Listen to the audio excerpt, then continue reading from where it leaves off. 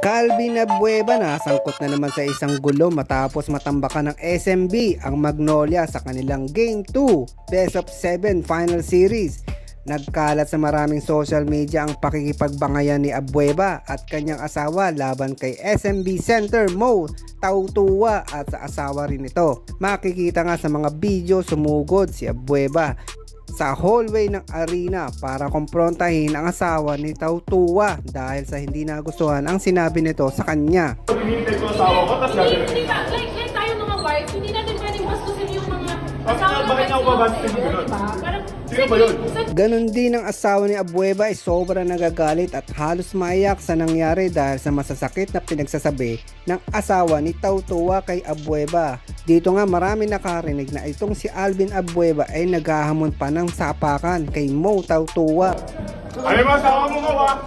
Ay, fuck you! Gusto mo sapakan tayo mo?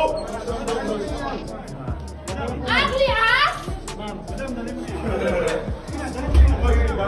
Hindi naman ito pinabayaan ng mga security, agad naman silang inalalayan at inawat.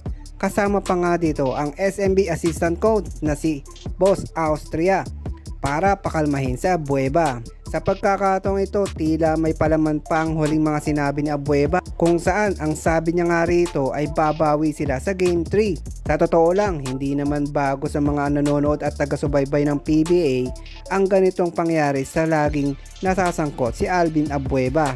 Kahit saan namang games, wala naman siyang sinisino-sino ang ating Boss Abueva. Kung matatandaan nyo nga nung nagharap ang Manila Clasico na Hinebra at Magnolia, dito nga nagwalkout si Alvin dahil sa bad trip ng mga tawag ng referee.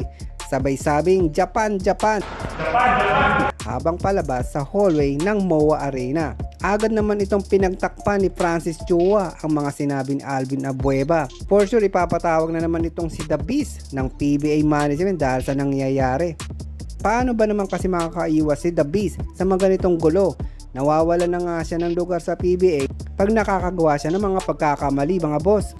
Kung sakasakali baka itapon pa siya ng Magnolia dahil sa paulit-ulit na pangyaring ito sa kanya. Sa kabilang banda mukhang hindi nabibigyan ng pagkakataon ng Beerman na makakuha ng panalo ang hotshot sa labang itong finals. Kasi halata naman na matindi ang lineup ng Beerman kontra sa lineup ng Magnolia. Kayo, ano sa tingin nyo mga boss? Maayos pa ba itong angasan ng Tautuwa at Abueva bago matapos ang finals? Comment nyo lang.